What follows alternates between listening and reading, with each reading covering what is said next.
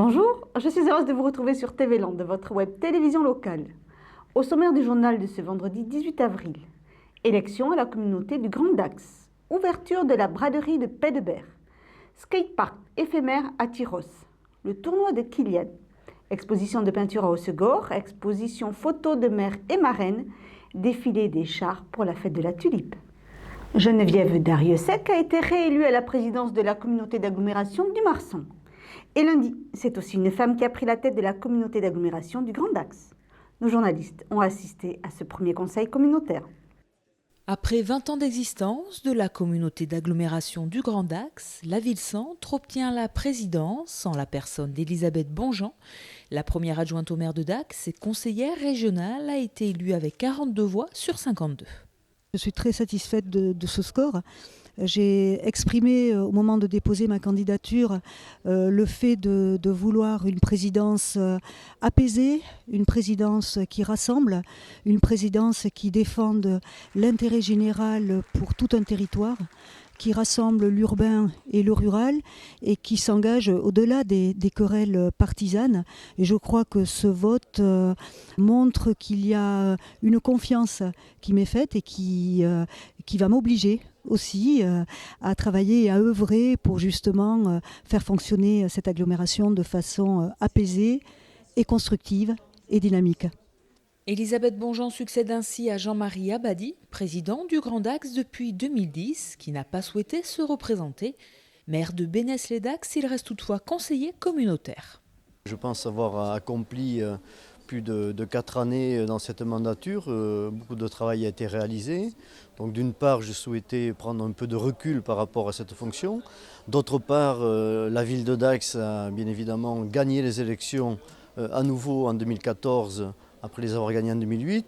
Et il était tout à fait normal que la ville-centre puisse présider à un moment donné. Donc c'est dans cette démarche à la fois personnelle et bien évidemment par rapport également à la ville-centre que j'ai souhaité me retirer de cette candidature, je dirais, à la présidence de l'agglo. Et Elisabeth Bonjean avait bien évidemment tout mon soutien, déjà au niveau des primaires au Parti socialiste et également ce soir pour cette élection, une très belle élection d'ailleurs.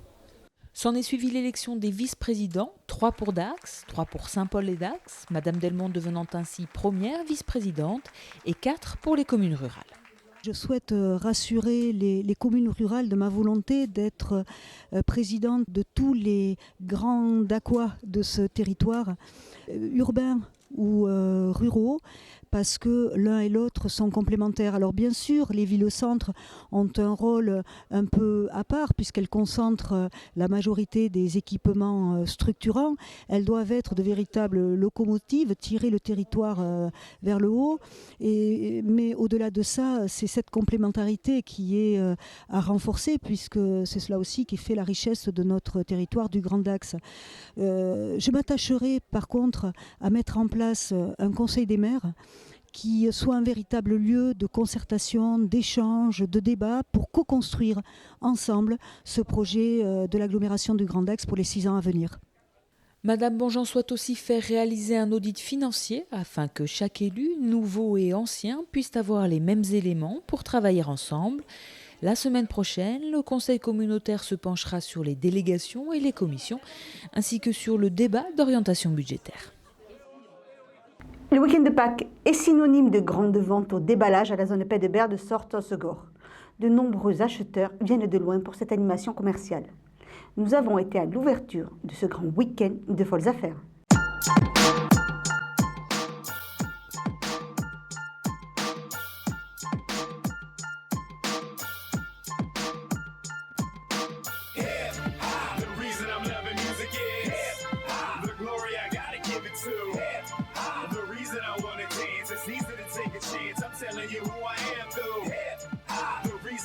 La grande braderie d'Hossegor a ouvert ses portes hier après-midi.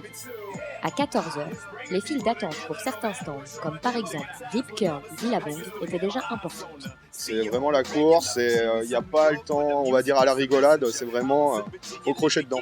Les gens viennent de loin, mais aussi de la région, pour trouver de bonnes affaires. Alors nous, on est un peu du coin, donc du coup, on vient chaque année. Ouais. Profiter un petit peu des bonnes affaires. Pour les commerçants, l'enjeu n'est pas que financier. Ouais, c'est écouler le plus gros stock qu'on va avoir en fait, donc des soldes, etc. Pareil, nous on bosse beaucoup avec des stockers, donc des grandes marques comme DC, Volcom, etc. Donc le but, nous, c'est vraiment d'écouler un maximum de marchandises pendant cette période faste de 5 jours. Certains économisent toute l'année pour ce week-end de bonnes affaires. On peut dire que c'est vrai, c'est quand même le gros week-end shopping. Hein. On n'en a pas 36 dans l'année. C'est vrai qu'on consacre un bon budget pour la braderie, oui. Depuis le temps, ça a augmenté un petit peu, on s'est aperçu. Donc les bonnes affaires, c'est eux qui les font, je pense. Mais nous aussi, on est contents, donc tout le monde est content. Alors, si vous aussi voulez profiter de ces prix cassés, vous avez jusqu'à lundi pour vous rendre à la zone de Pédebert.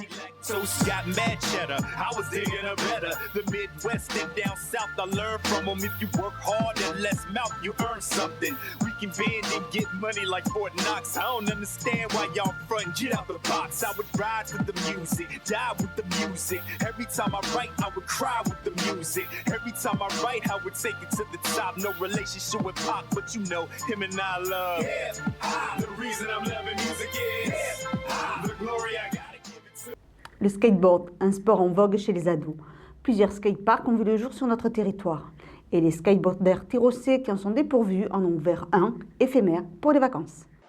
Pendant les 15 jours des vacances de printemps, le marché couvert est reconverti en skatepark, une initiative due à 8 jeunes skateboarders tyrossais qui se sont constitués en ATEC, association temporaire d'enfants citoyens, afin de défendre leurs projets auprès des élus. Alors on a créé cette association pour attirer la jeunesse à Tyrosse et pour qu'il y ait un skatepark, parce que dans Tyrosse, beaucoup de jeunes en demandaient, donc on a fait ça pour leur faire plaisir. Et puis c'est les parents des copains qui nous amènent à des skateparks qui sont à Cabreton, Souston, Saubion et tout ça. Donc ça fait des déplacements par les parents. L'association, baptisée Tyrskate, est épaulée dans son projet par le service jeunesse de la ville. En fait, le rôle du service jeunesse à Tyrosse, donc, c'est d'accompagner les jeunes dans leur projet au quotidien. Et donc, leur projet, c'est d'avoir un skatepark à Tyrosse. Donc, ensemble, on a défini ce projet qui est certes éphémère, mais qui peut montrer aussi à la population, aux élus tyrossais, qu'un skatepark peut être viable et fréquenté à Tyrosse. Donc voilà, ils se sont investis dans ce projet pour prouver en tout cas que si un skatepark naît en dur à Tyrosse, il sera fréquenté et géré aussi par des jeunes tyrossais. Voilà. Très motivés pour voir un skatepark définitif se créer sur la commune, les jeunes tyrossais ont défendu leur projet dans le cadre de Land Imagination et ont d'ores et déjà obtenu un avis favorable de principe pour l'obtention d'une subvention. On a eu l'idée donc de faire le projet skate. Et on est allé le défendre à Mont-de-Marsan pour avoir les sous pour financer le projet skate. Et donc là, ça a été accepté, ils l'ont accepté notre projet, enfin de nous donner les sous. Avant de pouvoir rider sur un skatepark en dur, pour lequel les ados ont quelques idées, les jeunes skateboarders peuvent se défouler sur cette structure éphémère qui propose des cours, un atelier graphe et pour clore cette quinzaine, un concours le 26 avril. Donc ils se sont investis aussi pour démarcher auprès des sponsors en tant qu'asso, voilà, pour les aider aussi à organiser un contest le dernier jour, un samedi, donc, où ils ont eu des nombreux lots donnés par les marques de skate. Voilà, et puis ils tiennent aujourd'hui une buvette où ils vendent des boissons, etc. Ça leur permet aussi de financer en partie ce projet, en tout cas. Voilà.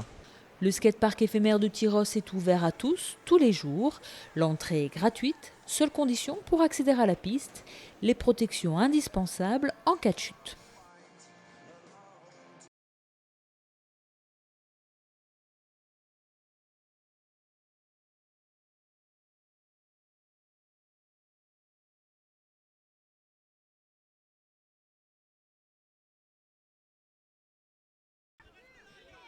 Samedi 12 avril, à Saint-Vincent-de-Tyrosse, s'est disputé le premier tournoi inter-école de rugby des tout-petits en faveur de l'association Le Rêve de Kylian.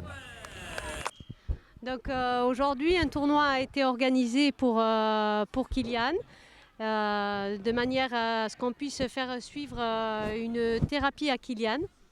Je suis à l'origine de cette inter-école. L'histoire de la rencontre avec Kylian, c'est que l'année dernière, nous avons eu son frère. Et chaque année, nous, en fin de saison, on instaure le pique-nique des crevettes. Et cette famille est arrivée avec ce petit kiki, sa maladie, qui m'a beaucoup bouleversé. Nous savions qu'ils avaient besoin d'argent pour le traitement de Kylian, donc nous cherchions des opérations à réaliser. Donc déjà au cours d'un vide-grenier, nous avons vendu différents articles. Et là on avait dit pourquoi pas faire un petit tournoi comme ça sans aucune prétention, mais qui pourrait ramener quelques centaines d'euros. De nombreux clubs avaient répondu présents à l'invitation. Je suis très fier surtout des clubs qui ont adhéré au projet que nous avons instauré avec l'école rugby de Tyrosse. Il y a Bayonne qui a adopté le projet, les autres clubs, Mouguer, Dax, Souston qui n'a pas pu venir, problème de bus. Après il y a Cabreton-Segor, les Boucalais. Et bien sûr, ils ont répondu présent à cet appel. On va partir aujourd'hui sur 300 gamins. Les bénéfices de la buvette et les ventes de gâteaux faits par les familles ont été reversés à l'association. Que rajouter de plus que c'est que du bonheur pour moi et pour l'école rugby de voir tous ces gens sympathiques venir à cette affaire. Kylian est atteint d'une infirmité motrice cérébrale, un handicap qui demande de nombreux soins. Suivi ici en France, mais les thérapies qui sont menées sur nos enfants ne sont pas assez constantes. Une thérapie novatrice se pratiquant aux États-Unis a eu des progrès impressionnants sur Kylian. Ça se pratique en Floride, à Miami. Et c'est une thérapie qui est bien lorsqu'on lui fait faire tous les 6 mois. Et donc à savoir, pour sa première fois, il y est allé en octobre dernier. Et lorsqu'on est arrivé là-bas et qu'ils l'ont branché, il était à 3% de muscles. Et l'on est parti de là-bas après 3 semaines de thérapie, il était entre 16 et 17%. Là-bas, on leur a posé la question si Kylian serait à même de marcher un jour. Et ils nous ont confirmé que oui. Donc on continue à se battre pour pouvoir lui faire suivre cette thérapie. Cette journée s'est conclue par la remise des coupes par Kylian en personne et les remerciements à tous les participants.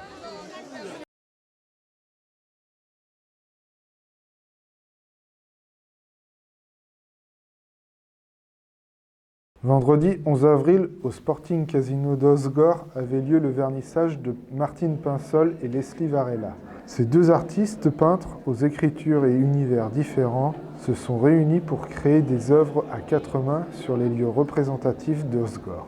C'est l'exposition de printemps. Alors, quand j'en ai parlé à Leslie, elle a tout de suite voulu y associer Martine Pinsol. Et moi, j'ai trouvé que c'était une superbe idée parce que ce sont deux grandes artistes. Et le résultat est là, il y a des choses formidables qu'elles ont faites en commun. Et j'avais organisé sa première exposition ici même, il y a 12 ans. Je voulais boucler la boucle avec elle, voilà. Ouais, c'est-à-dire que faire la première exposition que j'ai organisée, et ça sera la dernière. Ce projet, nous l'élaborons depuis à peu près 2 ans. Et pour démarrer ce travail, nous avons décidé de travailler ensemble, ce que nous n'avions jamais fait auparavant. Et c'est un travail qui est remarquable parce que des peintres qui travaillent comme ça, à 4 mains sur une même toile, ça n'existe pas. On reste toujours dans le charme et dans le romantisme aussi, avec 2 styles différents. C'est un travail intimiste en fait, et donc ça a été un petit peu difficile.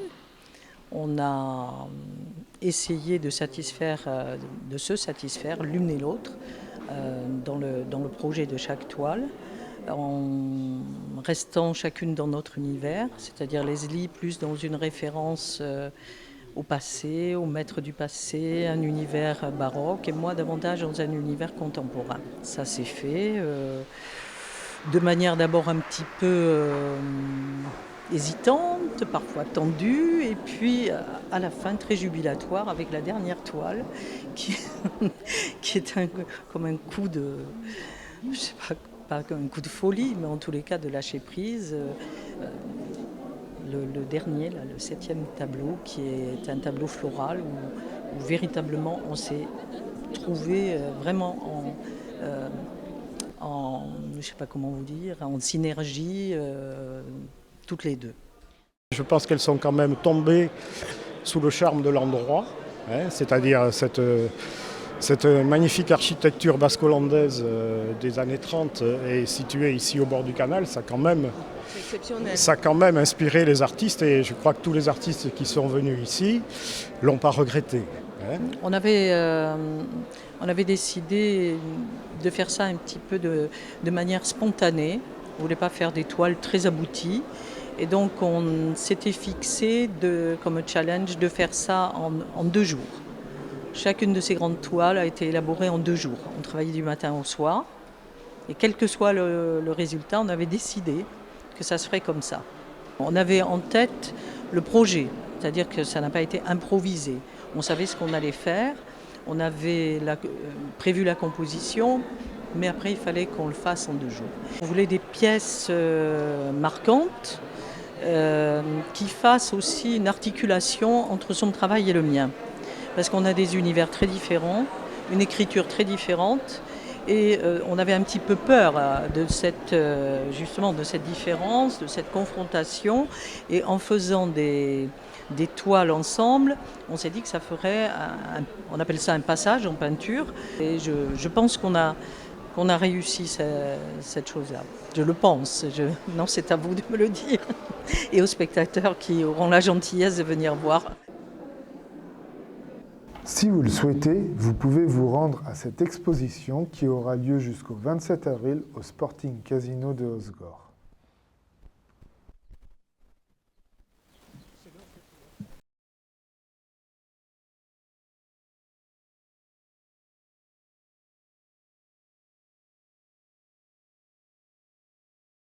Le vendredi 11 avril, près de 30 personnes s'étaient réunies à la salle Roger Hanin à Souston où avait lieu la 9e édition de l'exposition photo de l'association Mère et Marraine. Le club photo à l'heure actuelle a 20 personnes qui pratiquent régulièrement la photo à raison de 2 réunions par mois.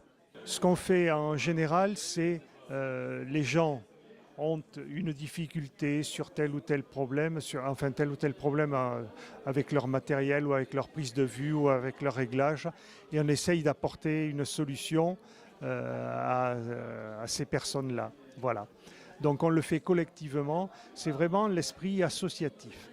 Il n'y a pas le professeur et les élèves.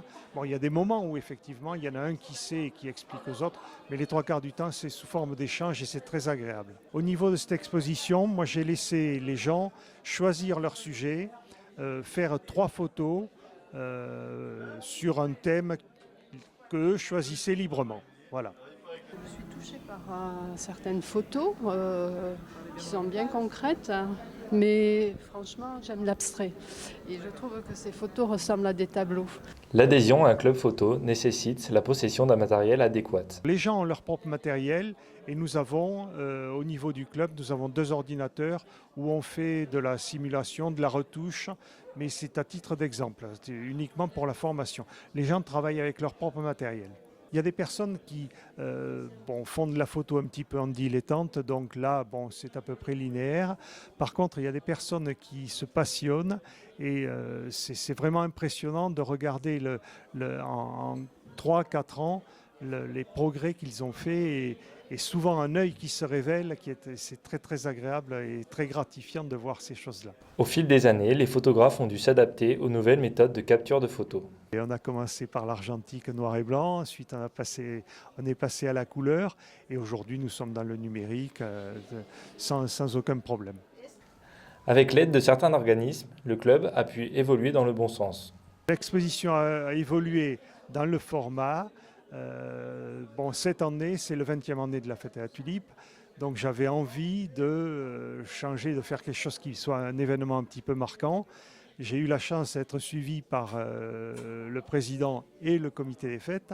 Et nous avons investi dans des cadres en 50-70 qui nous permet de faire des photos en A3+, c'est-à-dire des photos qui font pratiquement 50 par 37 ou 38 par 50. Le club photo a permis pour ses membres de devenir d'excellents photographes. Et tout à fait, on a gagné des concours. Bon, moi, ma plus grande fierté, c'est vrai, alors c'est un petit peu, je vais faire cocorico, mais c'est une photo, c'est vrai, j'ai eu au challenge régional, au salon de la photo de Villeneuve-de-Marsan, il y a quelques années, j'ai eu 2 photos primées, j'ai eu le premier prix et le 3e prix. ralentir un petit peu mes activités au sein du club. Donc j'ai la chance d'avoir un ami qui est féru en technique photo. Il s'agit de Max Loubert et c'est lui qui va prendre l'animation, une partie au moins de l'animation, la partie technique au niveau du club photo. Je resterai bien sûr parmi vous et j'espère qu'on trouvera peut-être notre bonne volonté pour organiser après les manifestations, les expositions et différentes choses qui sont à venir. Voilà.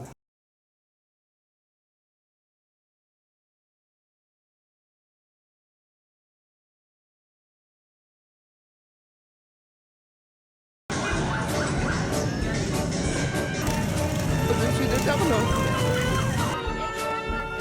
Oui, tous les ans. Ah, très bien, formidable. Les chars, les fleurs. Oui, vu que c'est les 20 ans d'anniversaire et ça va, je pense, être le dernier. Donc j'en profite et j'en fais profiter aussi mes enfants. Bon, il y a tout. Déjà, le monde.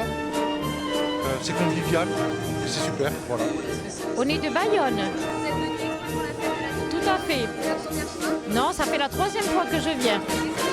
Ah, c'est tout, le défilé de voitures, le corso, les tulipes, les fleurs, l'ambiance, c'est tout super. C'est la 4e fois que je viens donc à la fête des tulipes. C'est absolument bête que je viens la faire partager donc à nos amis.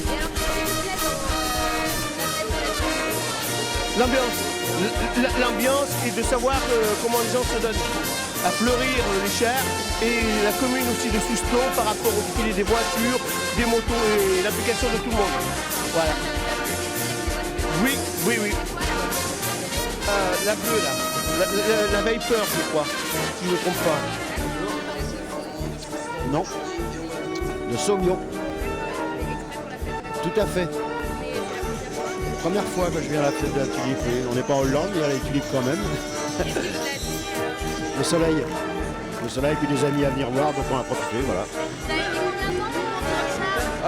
On a mis 2 jours et 1 nuit. D'accord, et vous faites partie de quoi Société Eurobulme dans la production des tulipes et hélices. Donc c'est grâce à vous un petit peu ce qui se passe. Voilà, c'est ça, les tulipes elles viennent de chez nous. C'est nous. D'accord, et vous venez tous les ans à la fête? Ah, tous les ans. Ça c'est ah non, c'est trop magnifique. Qu'est-ce qui vous plaît? Qu'est-ce qui me plaît? Déjà l'esprit. Je sais qu'ils passent toute la nuit à préparer les chars. Je l'ai fait déjà moi-même pour l'aviron. Et je sais que c'est une ambiance, c'est un plaisir. Donc, tous les ans, vous viendrez. Ah oui, ça, je suis une inconditionnelle de la fête de la tulipe. Just where I come from England. Oh yeah, it's been brilliant, really fun, yeah. Yeah, I'm here on a training camp at the lake. We thought we'd come down and we heard all the noise and we're loving it. It's really fun. En fait, c'est tous ceux qui ont 18 ans révolus dans l'année, en gros 19 ans. Et on organise ensuite des maillades au mois de mai. On plante des nez et tout, on fait la fête. Et pour la fête de la tulipe, on fait un char, tout ça. Ah bah oui, comme vous voyez, il y a qui... C'est énorme. Jamais. Je vous en prie. Vous êtes venu exprès pour la fête de la tulipe? Ah oui, tout à fait, oui. C'est la première fois que je viens, oui. Je ne suis pas du tout d'ici, moi. Donc, mon ami qui est de Saint-Paul, donc qui connaît bien. Voilà. En plus de savoir bien jouer, de la musique. Le défilé des voitures, parce que j'en ai une, donc voilà, les motos et les chars. Corso Fleuri, c'est magnifique. Superbe. Des arènes soustonaises dans laquelle l'harmonie. La quoi, la voiture? Et applaudissements encore pour eux. Les Porsche. L'harmonie. Je suis content de sur la Dour. Absolument. C'est la première fois. C'est très fleuri, c'est une très très bonne ambiance et très festif. Ça annonce les fêtes de l'été. Et quel a été votre char préféré alors? Pour l'instant, j'ai pas tout vu. Ah, vous avez